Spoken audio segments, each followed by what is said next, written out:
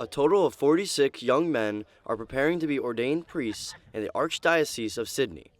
The seminary has received 25 new young candidates for the priesthood in the last 2 years. Very pleased to say in Sydney we now have the biggest number of seminarians that we've had in 40 years. That's been sustained for a few years now. I think that partly reflects those waves of migrants, as well as we've got the Anglo-Celtic ones as well.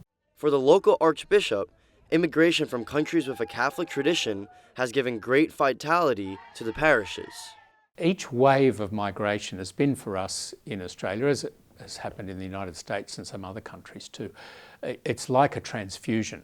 It gives you a whole new energy because they bring their own piety and often higher levels of practice, a lot of family religion and folk religion. They bring that with them to Australia when they come to live with us and become part of our church in Australia. And that's been a real gift to us. Those who come from countries where it is risky to live the faith transmit a contagious energy. They bring their piety and their strength of faith, their sense of identity, because they've often had to fight for the very survival of their church in their part of the world that they've come from. And that's been very enriching for us. The Archbishop of Sydney is currently in Rome, preparing the next International Eucharistic Congress. From here, he has also taken the opportunity to pray for the health of the Pope.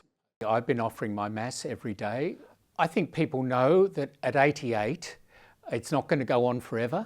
And so they're praying that he does get over this health episode, but one way or another we have to prepare ourselves for the end of this papacy at some stage in the coming months or years.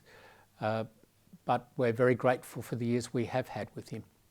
Anthony Fisher has now exceeded 10 years at the helm of the Diocese of Sydney, where he replaced Cardinal George Pell. John Paul won't stay forever.